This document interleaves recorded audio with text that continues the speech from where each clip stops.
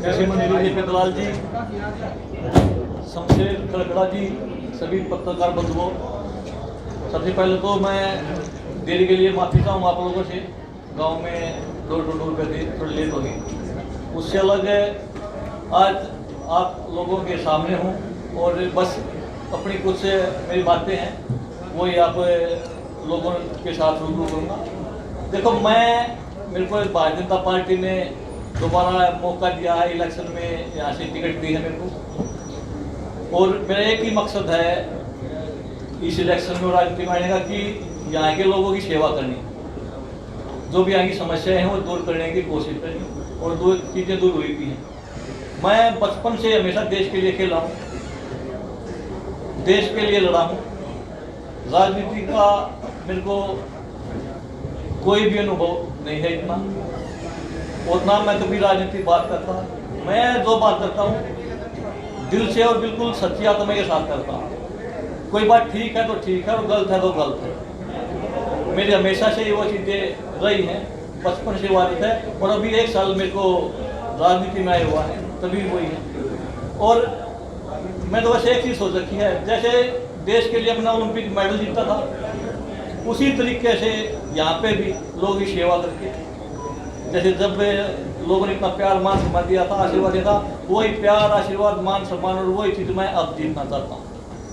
मैं डीएसपी की नौकरी 10 साल की थी, प्रमोशन थी एसपी की, वो छोड़ के यही इसीलिए आया था कि जो यहाँ की समस्याएं हैं उनको दूर करूँ। पर राजनीति में आगे बहुत सी चीज़ें पता भी लगी हैं कि समाज में किस तरह की बात चलती रहती है, क्या क्या होता है। और मैं तो बचपन से हर जगह गया हूँ, हर गांव में गया हूँ, हर शहर में गया हूँ, देश के हर कोने में गया हूँ। विदेशों में कोई शायद ही कोई ऐसा देश बचा हुआ जिस देश में मैं नहीं गया हूँ। मैंने कभी हमेशा एक नज़र से देखा था। बचपन से मैं 7 साल की उम्र से मैंने पहलवानी स्टार्ट की। बचपन से मेरा किसके साथ मरा है, किसके, मेरे कभी किसी का बैकग्राउंड नहीं उठाया देखा हमने। जो हमारे साथी पहलवान रहे हैं या कोई और भी खेले बच्चे रहे हैं, हमने बस एक चीज़ देखी है, इंसानियत। कि हमारे जो खिलाड़ी साथी हैं वो देश के लिए क्या करते हैं, बस देश के लिए कुछ करने की सोची, और वही देश के लिए कुछ करने का जज्बा था जो मैं आज यहाँ तक पहुँचा हूँ। यहाँ तक भी मैं अपने खेल के कारण पहुँचा हूँ। ओलंपिक मेडल जीता, एशियन गेम्स में गोल्ड जीता, कॉमनवेल्थ गेम्स के 2 गोल्ड जीते, एशिया चैंपियन बने, और देशवासियों ने हमेशा मेरे को अपने सिराखों पे रखा है, कंधों पे को उठा के रखा है, और कुछ बड़ौदा हल्का की भी पूरी जनता ने मेरे को ऐसे इतना मान सम्मान और प्यार हमेशा दिया और अब भी देती है। उस भाई बंधु ये जाति प्रथा में इतना, जात पात में इतना बांटने की कोशिश करते हैं, उसमें हम तो कभी बटे नहीं, क्योंकि मैं तो बचपन से वो चीज़ देखी है। सबके साथ एक थाली में खाया, 6 से 7 पहलवान अखाड़े रहते थे, एक थाली में खाया करते, एक थाली में सब्जी डाल दिया करते, उस समय टुकड़ा खाया करते। और मन तो एक चीज़ इसमें राजनीति में जो हम आए हैं, बस एक है कि यहाँ का विकास हो, और कोई कुछ वो नहीं, हम तो कुछ करने के लिए आए हैं। सबको एक नजर से देखते हैं, और मैंने कल भी बताया था और हमेशा बताता हूँ कभी से कि मेरी तो बस एक ही चीज़ है, इंसानियत, और इंसानियत के लिए मेरे को काम करने हैं। और आज अब यहाँ पे उपचुनाव है, आप पत्रकार बंधु आप सबको पता है, क्योंकि इससे पहले भी तकरीबन मेरे से सभी मिले हुए हैं। कहीं भी मेरी किसी भी बात में कोई छल कपट हो तो आप लोग बता सकते हैं। मेरे ऊपर शायद ही कोई इस तरह की कोई टिप्पणी कर सकता है। बस एक ये दोबारा मेरे को मौका मिला है अपने बड़ौदे की जनता से, एक बस यही प्रार्थना करता हूँ और एक ही विश्वास दिलाता हूँ कि मैं हमेशा उनकी सेवा के लिए जी जान लगा दूँगा। मेरे को कुछ नहीं, बस एक ही चीज़ दिखती है कि जो परेशान हो उनकी परेशानी दूर करनी, जो भी समस्याएं हो, वो चाहे बिजली पानी की समस्या हो, चाहे खेलों की हो। और मैं खिलाड़ी हूँ, मेरे को पता है कि और खिलाड़ी क्या, हम मध्य वर्ग के परिवार से आए हैं, माता पिता टीचर थे, ज़मीन भी ज़्यादा नहीं, 5 एकड़ ज़मीन थी, खेती भी करते थे, बचपन में छोटे छोटे थे हम भी करते। उसके बाद दिल्ली चले गए, बड़ी मुश्किल से खर्चा निकलता था, क्योंकि काफ़ी, और बाहर जाने के बाद तो वैसे ही बहुत ज़्यादा परेशानी होती है, खर्चे बढ़ जाते हैं। वही चीज़ इस राजनीति में ये आने अभी कारण मेरा यही है कि मैं खेलों की बात हो चाहे शिक्षा की बात हो, कि युवाओं के लिए, बच्चों के लिए कुछ करूं, जो समस्याएं ग्रास रूट पे हैं उनको दूर करने की कोशिश करूं। और वो राजनीति में आगे हो सकती थी, इसलिए मैं इसमें आया हूँ। और अभी आप सबके माध्यम से बस एक ही बात मैं कहना चाहता हूँ, यहाँ पे उपचुनाव है, बड़ौदा की जनता, बड़े बुजुर्गों से, माताओं बहनों से, सभी से मेरी हाथ जोड़ के ये एक विनती है कि मैं आपका बेटा, आपका भाई हूँ। मेरे में बस एक खिलाड़ी को देखें जिसने देश के लिए मेडल जीता है, जो कुछ आगे भी करना चाहता है। एक बार मौका चाहिए मेरे को, और 4 साल सरकार के हैं, सरकार के साथ एक बार हमें मौका में देखो, अगर हम कच्चे नहीं लगाएं तो हमको आगे मौका बेशक ना दो।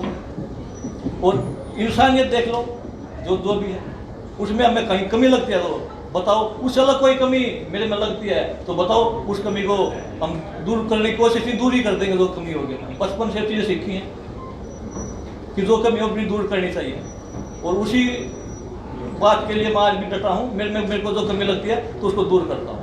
योगेश्वर, आप बार-बार भैया एक मिनट, इनकी प्रेस कॉन्फ्रेंस पूरी हो लेने ना, तुमको बोल लेने दो, उसके बाद प्लीज आप बोलो ना। ऐसे अच्छा थोड़ी लगता है, वो आपको बुलाएंगे, कहेंगे आप बोलो तो बोलना। ठीक है ये तो आप तो पूछ हाँ, तो मैं आपको माइक दे रहा हूँ, जिस किसी का भी सवाल होगा।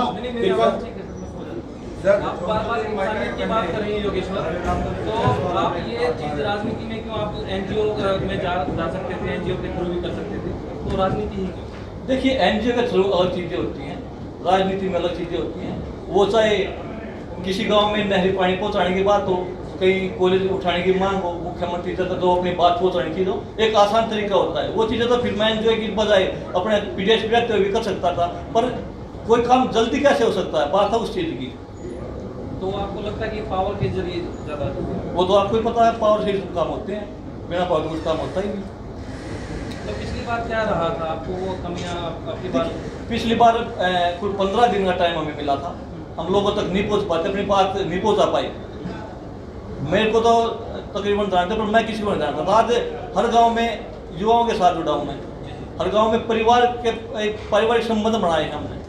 वो चीज़ें हैं, 1 साल से मैंने वही काम किया है। वो चाहे कोरोना काल हो, कोरोना काल में भी तब तक तो यहाँ पे इलेक्शन को, क्योंकि जो कृष्ण नोडा जी थे उनका देहांत स्वर्गवासी हो चुके हैं, जब तक तो वो थे उनका स्वर्गवास नहीं हुआ था, तब भी मैं कोरोना काल में भी मैं लगा हुआ था। सर, मेरा एक सवाल है, जिस तरह के वादे किए हैं, यहाँ पे मंत्री दलाल जी बैठे हैं, और शिक्षा को लेकर काफ़ी यहाँ पे पिछड़ा था ये क्षेत्र, उसको लेकर आपने कुछ घोषणाएं की, पुलिस की हो दूसरी घोषणाएं हैं। आज आपने प्रत्याशी उतारा है यहाँ पे, और इतना ये जो आपके वायदे हैं वो धरातल पे पूरे हो पाएंगे?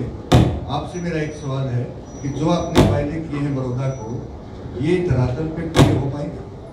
देखिए, हमने 2 कन्याओं के लिए कॉलेज मंजूर किए थे जो शुरू हो चुके हैं। ये वायदे नहीं है, ये चीज़ जो है धरातल पे आ चुकी है। कल की कैबिनेट हमने वायदा किया था कि जनता पटाना कॉलेज को यूनिवर्सिटी बनाएंगे। पहली हमारी कैबिनेट मीटिंग थी, कैबिनेट में एजेंडा था। अधिकारियों ने कहा जी ये कोड उसका आचार संहिता का उल्लंघन है, आप नहीं कर सकते, इसलिए हमने उसको रेफर किया है।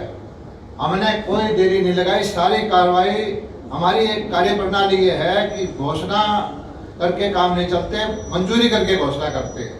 और बड़ौदा हल्के के अंदर जो भी कुछ आपकी जानकारी में आई है वो हर चीज़ मंजूर हो चुकी है। विकास के कामों के टेंडर हो चुके हैं, ठेके उठ चुके हैं, काम भी आपको होते हुए दिखाई दे रहे हैं। एक IMT का काम है, वो सिद्धांतिक रूप पे हमने मंजूरी कर ली, और एक जो आपके यहाँ कारखाना लगना है इसका धान का खुरदाना में, ये और एक यूनिवर्सिटी का काम, 3 काम की इसकी वजह से रुकी हुई है कि एकदम से तारीख आ गई। बाकी काम सारे मंजूर हो चुके हैं, और इसकी भी हम आपसे गारंटी देते हैं कि कल भी हम सोच रहे थे कि कर दे, लेकिन सारे अधिकारियों का ये मुद्दा आया। कैबिनेट ने कोशिश की थी कि भी चलो जब तक चुनाव नहीं हो जाता अगली कैबिनेट में इसको ले आए। इससे जुड़ा हुआ एक सवाल है सर, उसी दिन भी घोषणा हुई तारीख की, आचार संहिता लगी, 3 बजे आपकी पार्टी मुख्यमंत्री जी ने बहुत सारी घोषणाएं बड़ौदा को लेकर करने की बात कही थी, लेकिन वो 1.5 घंटा वो चीजें सारी मंजूर, वो घोषणा नहीं थी, वो शिलान्यास थे। वो सारी चीजें मंजूर करके टेंडर लगवा के शिलान्यास के पत्थर लगवा के हम लेके आए थे। और क्योंकि अचानक इलेक्शन की घोषणा हो गई तो हमने आचार संहिता का पालन किया और कहा भी काम तो हो गए, वो सिर्फ पत्थर पे पर्दा नहीं हटाया, वो लोगों ने अपने आप हटा लिया। सारे के सारे जो पत्थर लगे थे वो सारे काम मंजूर है, काम शुरू हो गए, काम नहीं रुके हैं।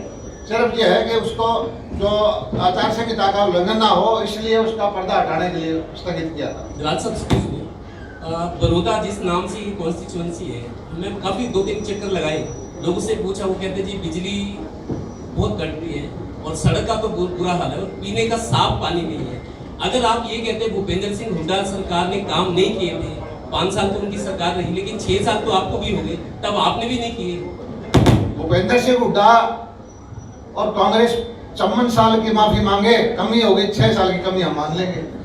पहले ये बताएं कि वो जो 50-60 साल तक कांग्रेस ने उसके लिए हाथ जोड़े कि हमने इसकी क्षेत्र की उपेक्षा की है, हमारे से 10 गुना उन्होंने ज्यादा की है, तो फिर हमें भी कसूरवार बना देना। लेकिन वो उन्होंने कुछ नहीं किया और हम जब करने की कोशिश करते हैं तब वो कहते हैं कि तो वोट के लिए कर रहे हैं, ये इस चीज के लिए कर रहे हैं।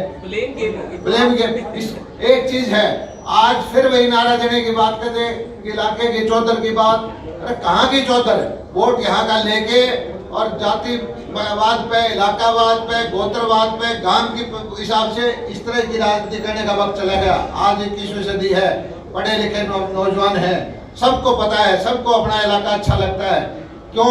अगर यहाँ एक्सप्रेसवे निकल चुका होता तो क्या गुड़गांव, सोनीपत, बहादुरगढ़ से अच्छा होना नहीं हो सकता था? सिर्फ एक सड़क निकालने की बात थी जो मोदी जी ने मंजूर की है और आप देख लेना अगले 4-5 साल में गोहाना कहाँ खड़ा होगा। दलाल साहब, एक तो सबसे ज्यादा भाई आज का कैंडिडेट का मौका है, सबसे ज्यादा बधाई की बात करें, आप बधाई की बात करें, आपने कितना काम किया है। चलो पूछ लो भाई। दलाल साहब, बधाई के पात्र, आपने 300 करोड़ के काम करवाए हैं और आशा करता आप काम करवाएंगे। लेकिन एक शिकायत आप लोगों से, जी, जितने नेता बाहर से आते हैं बड़ौदा को बड़ौदा बोलते हैं, 80% नेता को बड़ौदा नहीं कहना आता। भाई बड़ौदा है, बड़ौदा जरूर, लेकिन रह की अंग्रेजी आर हो जाती है। अंग्रेजी लोग हिंदी बोला, हरियाणा में रहते हैं तो बड़ौदा जरूर बोले। भाई हिंदी में तो बड़ौदा है, अंग्रेजी में बड़ौदा है। नहीं पर हिंदी में बड़ौदा बोले, काम अच्छे में है, इसका आपको बधाई है। काम जरूरत आप लोग कराइए। देखो, आप तो एक चीज तो मानोगे कि इलाके के अंदर हमने थोड़े से टाइम में सुध बुध ली, सारे एस्टिमेट बनवाए, पैसा दिया, टेंडर करवाए और हर जगह जो हमने कहा था, आप लोगों की इच्छा थी, काम थे, सब जगह थोड़े काम शुरू हो गए। और इसको लोग कहते हैं कि इलेक्शन से, वोट से जोड़ के देखते हैं, ये सही है। जितनी राजनीतिक पार्टियां हैं उनको ताकत जनता के मैंडेट से मिलती है और जनता का आशीर्वाद हर कोई लेना चाहता है। लेकिन हम जो है अपना काम दिखा के आशीर्वाद लेना चाहते हैं। हमारे बख्शी जो है इलाकावाद, गोत्रवाद, जातिवाद, भावनाएं भड़का के बांट के राजनीति करना चाहते हैं। हम सबको एक करके राजनीति करना चाहते हैं। और मैं एक चीज बसों को बताना चाहता हूँ, भाई योगेश्वर तिरंगे की शान है, तिरंगे के लिए लड़ाई लड़ी है, किसी एक वर्ग के लिए, एक प्रदेश के लिए नहीं। जहां हिंदुस्तान का तिरंगा का मान सम्मान इन्होंने दिलवाया है और इतनी अगर सुख सुविधा लेनी होती तो आज एसपी होते। इनके अंदर एक भावना है कि मैं जिस भावना से मेडल लेने के लिए, देश के लिए लड़ा, इसलिए इनके अंदर एक भावना है कि मैं इसी तरह से, मेरा इलाका थोड़ा सा उपेक्षित है, पिछड़ा है, इसको आगे बढ़ाऊं। और मैं इसको साधुवाद देता हूं और 100% निश्चित रूप से ये अपने जीवन में जिस तरह से मेडल लाने में सफल हुए, ओलंपिक हो या कॉमनवेल्थ गेम हो या दूसरे एशियन गेम हो, इसी तरह से इनकी जो भावना है कि बड़ौदा को एक नंबर का हल्का बनाने में, बड़ौदा को गुड़गांव के मुकाबला का, गोहाना को गुड़गांव के मुकाबला का शहर बनाने में कामयाब होंगे। मैं इनको एडवांस में बधाई देता हूँ, जीत की बधाई देता हूँ, विकास की बधाई देता हूँ। दलाल साहब, एक सवाल है मेरा पॉलिटिकल। जब कांग्रेस सत्तासीन थी तो बीजेपी विपक्ष में थी और ये कहते थे कि सारा पैसा सोनीपत रोहतक में लगा दिया। और जब आप सत्ता में आ रहे हैं तो इन्होंने ये सुनी बात कि कलोई में भी कुछ नहीं हुआ। मैंने इन कैंडिडेटों से सुनी है, बीजेपी के कैंडिडेट थे। कलोई का तो मुझे पता नहीं, बड़ौदा की भी बात, बड़ौदा का तो मैं गली गाँव में कम से कम आधे से ज्यादा गाँव में गया हूँ। बड़ौदा वासी खुद ही बता देते हैं यहाँ कुछ नहीं हुआ। यहाँ सिर्फ ये है झूठी चौधर का नारा दिया गया और वो चौधर बड़ौदा वाला के काम नहीं आती। दूसरे ऐसी चौधर का के भाई इसे वो क्या करना है, जो इसी वो कहने का के फायदा जो कदम न काटे। सर जब विपक्ष में थे तब ये बात आती थी कि सारा पैसा इधर लगा दिया और अब यहाँ बड़ौदा में कोई पैसा नहीं आया, हमने देख लिया। बड़ौदा के ऐसा ही है, उपेक्षित है, पिछड़ा है, और इसको पिछड़ा रखने में अगर किसी को कसूरवार ठहराया जाए तो सबसे पहले कांग्रेस पार्टी है। सब साथियों से रिक्वेस्ट है कि अगर किसी का कांग्रेस में वैसा ही कैसा होता है ये भाई, वैसे तो राजनीतिक टिप्पणी मुझे नहीं करनी चाहिए, लेकिन आप सारी चीज राजनीति समझते हो। जो हुड्डा साहब ने बदला लिया था शैलजा को घर बिठाने का राज्यसभा की टिकट में, इनके सुरजेवाला शैलजा ने हुड्डा साहब के साथ हिसाब किताब बराबर कर दिया। और यहाँ कांग्रेस वालों में वैसे कांग्रेस पार्टी एक ऐसी भली पार्टी है, उसको बाहर वालों की जरूरत नहीं पड़ती है, अब पर निपटा ले एक दूसरे ने। सब साथियों से रिक्वेस्ट है कि अगर उनका कोई सवाल, क्योंकि आज की जो प्रेस कॉन्फ्रेंस है वो हमारे जो उम्मीदवार हैं योगेश्वर दत्त जी, उन पर फोकस है, उन पर केंद्रित है। अगर आपका किसी साथी का कोई सवाल योगेश्वर दत्त जी से हो तो हम उसको आपसे रिक्वेस्ट करेंगे वो अपना सवाल कहें, केवल हाथ खड़ा करके, जो हाथ खड़ा करेगा उसका।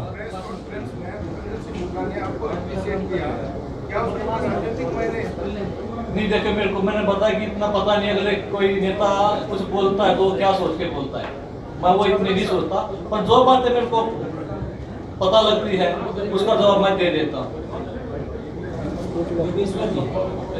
सवाल है कि जिस प्रकार से नामांकन से एक दिन पहले सरकार ने चुना चेयरमैन घोषित की, इससे पहले आप डीएसपी के पद से तैयार कर चुके हैं, क्या नामांकन से पहले भी आपने चेयरमैन ने या कुछ इस तरह का ऑफर मिला और उसको ठुकरा के एक्सेप्ट किया? नहीं, ऐसा कुछ वो नहीं था, ना कोई ऐसा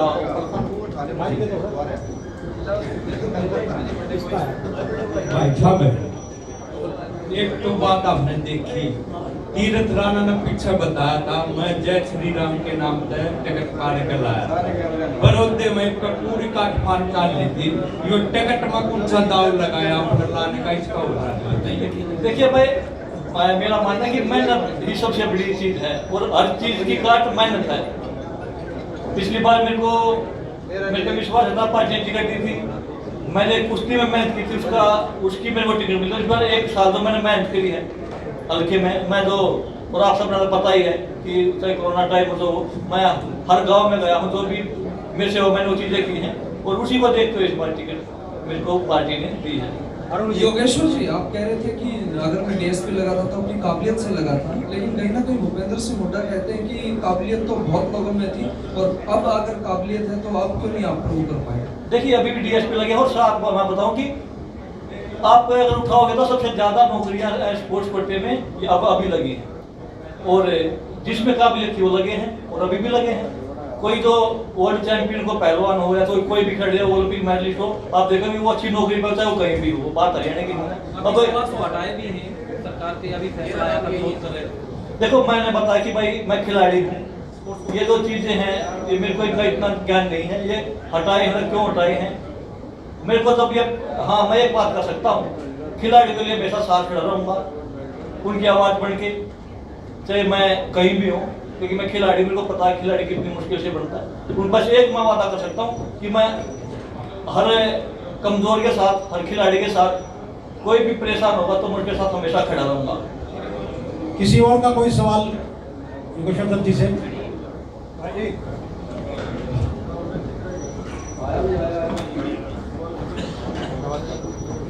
ठीक है भाई, सारा भाई पहलवान जी, आप बहुत अच्छे खिलाड़ी रहे हैं, खिलाड़ी हैं, आपने काफी धोबी प्रसाद लगाए होंगे राजनीति में, अब की बार ऐसा दूसरा धोबी प्रसाद लगाएंगे कि कांग्रेस को जीत करते हैं? देखिए, मेरा एक का काम है अपनी ईमानदारी से, और कुछ जो मैं करना चाहता हूँ वही चीज़ें मैं लोगों तक पहुँचाऊँ। पूरे साल में मैं वो बातें सभी को बताई दी हैं, बस एक ही चीज़ को लेकर मैं बचपन से चला हूँ, अपनी ईमानदारी पे और कुछ करने के जज्बे से, और मैं हमेशा ही चाहता हूँ कि कुछ बड़ा और अच्छा करना है, और उस चीज़ के लिए मैं हमेशा खड़ा रहूँगा। अंतिम सवाल योगेश्वर जी, आप गठबंधन के प्रत्याशी तौर पर चुनाव लड़ रहे हैं, आज आपके साथ कुर्सियां डाली गई, आपके गठबंधन के सहयोगी ना आपकी गाड़ी में नजर आते हैं, ना आपके बस पर नजर आते हैं, ऐसा क्या करें? देखिए भाई, गाड़ियां भी नजर आएंगे और कुर्सियां भी नजर आएंगे।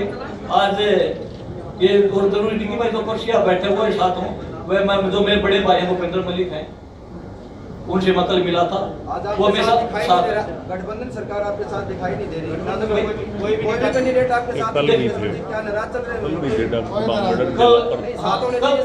कल केसी बांगड़ जी थे और आज ये प्रेस कॉन्फ्रेंस मेरी है भाई, एक बात सुन भाई, मेरी प्रेस कॉन्फ्रेंस है, मेरे लिए हो रही है। अगर आप बोलते कि सब बुलाने हैं तो सब ना बुला लेते, पहले बता देते यार।